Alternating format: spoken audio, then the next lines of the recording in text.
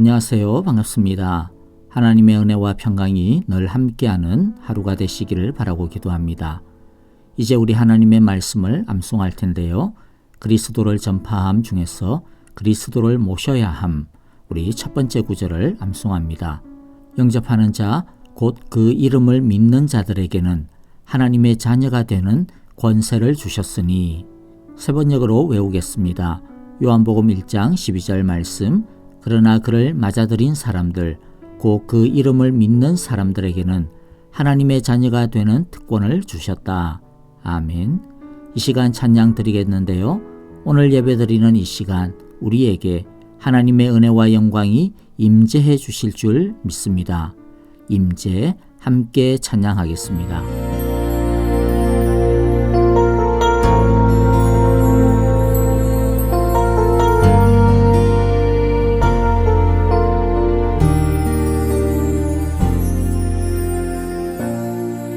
하늘의 문을 여소서,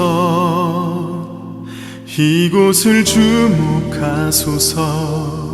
주를 향한 노래가 꺼지지 않으니 하늘을 열고 보소서. 이곳에 임재하소서. 주님을 기다립니다. 기도의 향기가 하늘에 닿으니 주여 임재하여 주소서. 이곳에 오셔서 이곳에 앉으소서. 이곳에서 예배를 받으소서. 주님의 이름이, 주님의 이름만이, 오직 주의 이름만 이곳에 있습니다.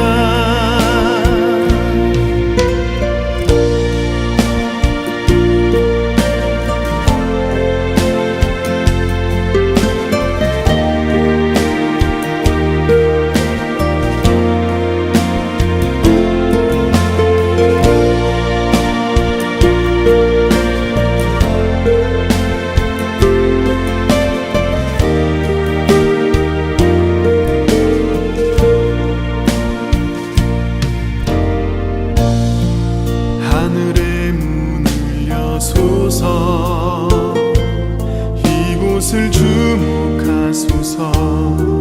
주를 향한 노래가 꺼지지 않으니 하늘을 열고 보소서.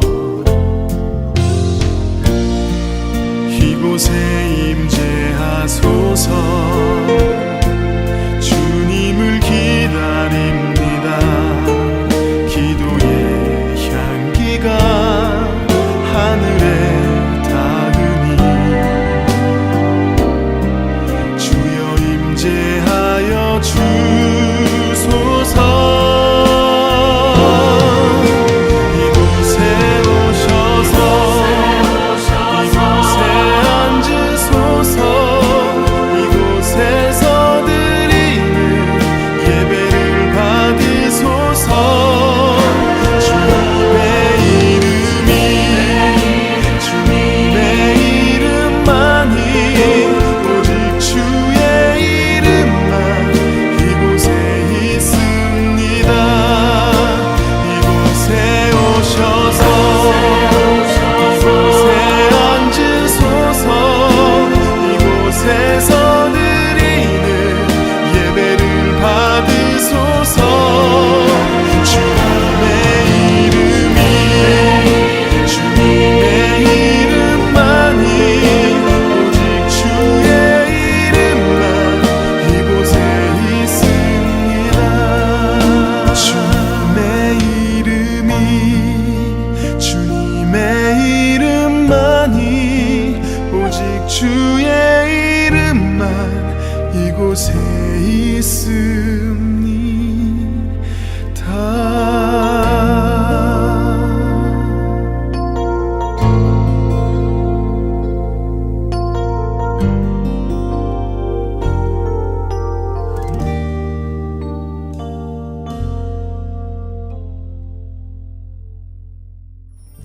이제 하나님의 말씀을 봅니다.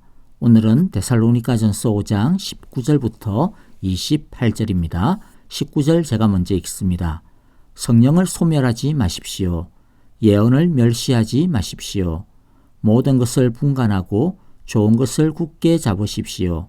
갖가지 모양의 악을 멀리 하십시오. 평화의 하나님께서 친히 여러분을 완전히 거룩하게 해주시고 우리 주 예수 그리스도께서 오실 때에 여러분의 영과 혼과 몸을 흠이 없이 완전하게 지켜주시기를 빕니다.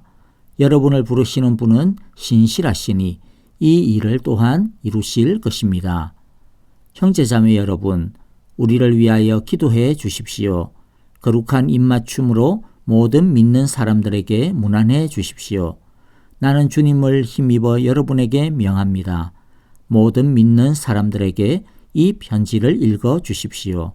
우리 주 예수 그리스도의 은혜가 여러분과 함께 하기를 빕니다. 아멘. 바울은 우리가 언제 있을지 모르는 예수님과의 만남을 기다리면서 정신을 차리고 예수님과 함께 살아야 한다고 가르쳐주고 있습니다. 그런데 정신을 차리고 예수님과 함께 살아야 한다는 것에 대해 우리는 정확히 알아야 됩니다. 많은 사람들이 성경에 나오는 어떤 규칙과 법을 잘 지키면 우리가 의롭게 사는 것이라고 생각을 합니다. 그러나 기독교는 단순히 겉으로 어떤 도덕적인 규율을 잘 지킨다고 해서 믿음이 좋은 것이라고 말할 수 없습니다. 기독교는 도덕적인 종교가 아니기 때문입니다. 도덕적인 종교는 규율과 법을 지키는 것이 중요합니다.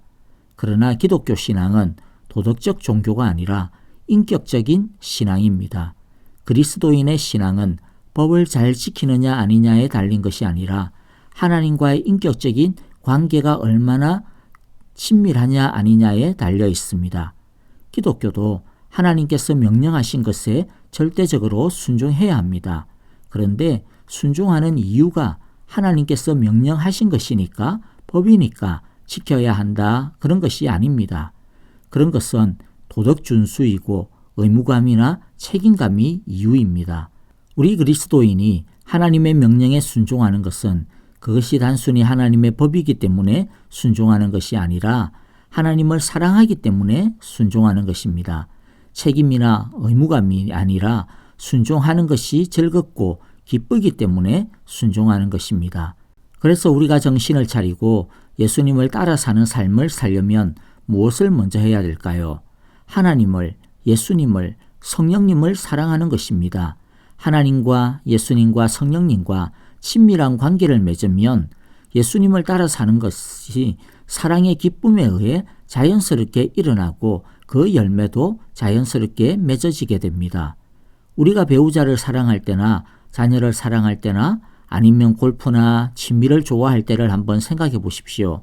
좋아하면 힘들고 어려운 것도 어떻습니까?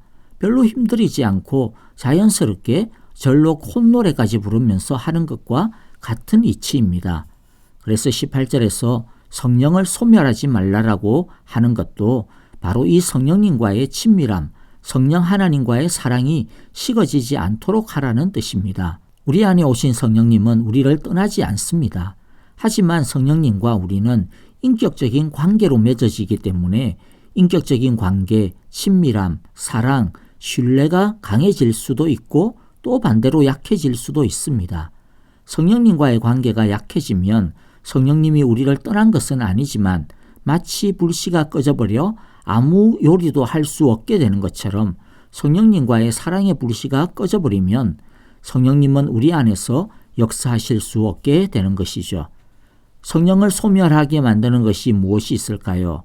하나는 해결되지 아니한 죄가 있습니다. 일단 죄는 가까이 하지 않는 것이 제일 상책입니다. 그래서 22절의 말씀처럼 갖가지 모양의 악을 멀리 하십시오. 다른 말로 하면 악은 그 모양이라도 버려야 합니다. 그런데 우리가 죄를 짓지 않을 수는 없습니다. 그러면 죄를 지을 때마다 그때마다 바로바로 성령 하나님과의 인격적인 관계가 그냥 꺼져버리는 것일까요? 그렇지는 않습니다. 성령님이 슬퍼하시고 근심하시고 탄식하시기도 합니다. 그럴 때마다 우리가 바로 죄를 해결하고 죄에서 돌이키면 됩니다. 문제는 해결하지 않고 내버려 둘 때입니다. 아니면 해결하지 않고 더 죄에 빠져버릴 때가 문제입니다. 그러면 성령님께서 슬퍼하시고 근심하시고 탄식하시다가 나중에는 침묵하시고 관계의 불씨가 꺼져버리게 되는 것입니다. 그러므로 죄는 그때그때마다 바로바로 해결해야 합니다. 죄는 그 모양이라도 버려야 합니다. 또 하나는 성령님을 존중하지 않을 때 성령이 소멸됩니다. 성령님께서 우리에게 말씀 속에서, 찬양 속에서, 기도 가운데 또는 여러 상황 속에서 말씀을 해주십니다. 깨달음을 주시기도 하시고 어떤 감동을 주시기도 하십니다. 그것은 성령님께서 우리에게 말을 걸어오시는 것입니다. 그때 제대로 바로바로 반응을 해야 합니다. 그런데 반응을 하지 않고 계속 미뤄둔다든지 또는 애써 무시해버린다든지 그렇게 되어지면 성령님은 점점 침묵하시게 됩니다. 성령님과 우리는 인격적인 관계임을 꼭 기억하시기 바랍니다. 성령님을 체험하고 싶습니까? 그렇다면 성령님을 존중하십시오. 성령님을 사랑하십시오. 성령님을 사모하십시오. 그리고 성령님에게 제대로 반응을 하십시오. 우리가 성령님을 사랑하고 대우하면 성령님과의 인격적인 관계가 친밀해지고 깊어지게 될 것입니다. 특별히 성령님은 하나님과의 말씀과 함께 일하십니다. 왜냐하면 성령님께서는 철저하게 하나님의 뜻을 이루시는 분이시기 때문입니다. 그래서 바울은 무엇이라고 우리에게 권면합니까? 20절에 예언을 멸시하지 말라 이렇게 권면합니다. 여기서 예언이란 단순히 미래를 말하는 그런 것이 아닙니다. 여기서의 예언은 하나님의 말씀, 하나님의 뜻입니다. 그래서 말씀을 사랑해야 합니다. 하나님의 말씀에 우리가 헌신해야 합니다. 21절의 말씀처럼 모든 것을 분간하고 좋은 것을 굳게 잡아야 합니다. 모든 것을 분간한다라고 하는 뜻은 하나님의 말씀을 가치의 기준으로 삼는다라는 것입니다. 이익이나 편리를 따라서 판단하지 아니하고 관행이나 다른 사람들이 다 따라가니까 거기에 따라가는 것이 아니라 오직 하나님의 말씀을 따라서 모든 것을 판단하는 것을 말합니다. 좋은 것을 붙잡으라 라고 하는 것 속에서 좋은 것은 하나님의 말씀입니다. 우리가 이렇게 하나님의 말씀을 굳게 붙잡을 때에 우리는 성령 충만할 것입니다. 성령의 권능이 우리의 능력이 되어질 것입니다. 그럴 때 우리는 재림을 잘 준비하여 하나님 앞에 부끄러움 없이 설 수 있게 될 것입니다. 23절, 24절을 보면 평화의 하나님께서 친히 여러분을 완전히 거룩하게 해주시고 우리 주 예수 그리스도께서 오실 때에 여러분의 영과 혼과 육을 흠이 없이 완전하게 지켜주시기를 빕니다. 여러분을 부르시는 분은 신실하시니 이 일을 또한 이루실 것입니다. 라고 말씀합니다. 다시 기억합시다. 우리가 어두움에 빠지지 아니하고 빛에 거하며 예수님과 함께 끝까지 믿음의 삶을 경주하는 것은 우리의 노력에 달린 것이 아닙니다. 사람이 아무리 노력을 해도 악과 세상을 이길 수 없습니다. 하나님이 우리를 친히 거룩하게 해주셔야 합니다. 그래서 하나님과 예수님과 성령님과의 친밀한 관계 안에 거해야 합니다. 그러면 우리를 구원하신, 우리를 부르신 그 하나님이 우리를 끝까지 붙들어 주실 것입니다. 여러분, 항상 체크하십시오. 지금 얼마나 하나님과 친밀합니까? 우리의 성패는 바로 여기에 달려 있음을 항상 기억하시기를 바랍니다. 주님의 기도를 드리겠습니다. 하늘에 계신 우리 아버지, 아버지의 이름을 거룩하게 하시며 아버지의 나라가 오게 하시며 아버지의 뜻이 하늘에서와 같이 땅에서도 이루어지게 하소서. 오늘 우리에게 일용할 양식을 주시고 우리가 우리에게 잘못한 사람을 용서하여 준 것 같이 우리 죄를 용서하여 주시고 우리를 시험에 빠지지 않게 하시고 악에서 구하소서. 나라와 권능과 영광이 영원히 아버지의 것입니다. 아멘. 이제 우리 찬양과 더불어 기도하겠습니다. 교회를 위해 먼저 기도합니다. 장로 선출을 위한 정교인 투표 공동회의가 11월 15일 주일에 있습니다. 사랑의 교회의 선한 청지기 장로 2인을 위해 기도해 주시고요. 코로나 바이러스가 맹위를 떨치고 있습니다. 코로나로부터 우리 성도님들의 가정과 직장, 교회를 지켜보았소서라고 기도하시고요. 아프신 성도님들과 중보의 기도가 필요한 분들을 위해 또 기도해 주시고, 특별히 박윤경 전도사님, 정계자 전도사님, 진봉자 집사님과 김윤호 아기, 그리고 우리 이두상 집사님의 회복을 위하여 기도해 주시기 바랍니다. 하나님과 친밀한 월요일, 성령의 불이 활활 타오르는 한 주간 되시기를 바라고 기도합니다. 안녕히 계십시오. 감사합니다.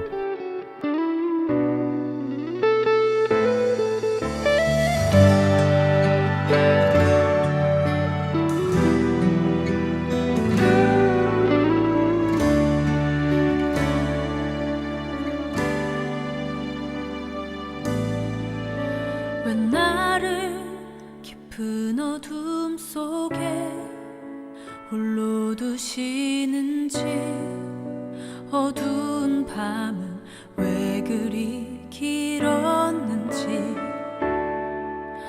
나를 고독하게 나를 낮아지게 세상 어디도 기댈 곳이 없게 하셨네.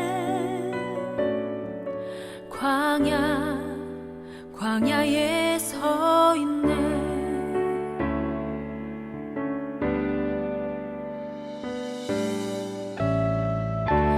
주님만 내 도움이 되시고, 주님만 내 빛이 되시는, 주님만 내 친구 되시는 광야.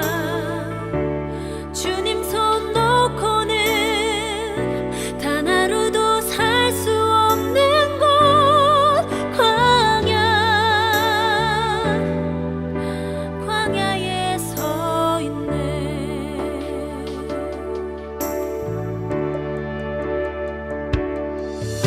왜 나를 깊은 어둠 속에 홀로 두시는지, 어두운 밤은 왜 그리 길었는지, 나를 고독하게 나를 낮아지게 세상 어디도 기댈 곳이 없게 하셨네.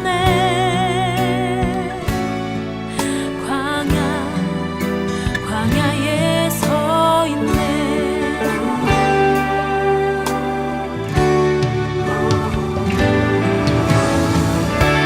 주님만 내 도움이 되시고, 주님만 내 빛이 되시는, 주님만 내 친구 되시는 광야.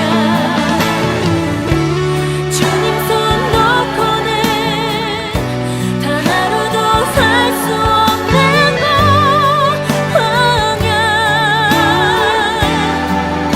광야에 서 있네.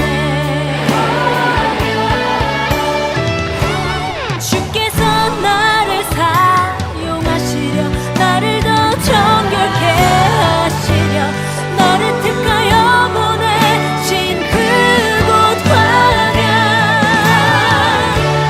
성령이 내 영을 다시 태어나게 하는 곳,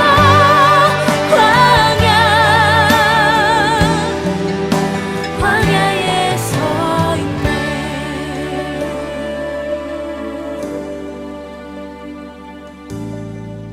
내 자가 산산이 깨지고 높아지려 했던 내 꿈들도 주님 앞에 내려놓고,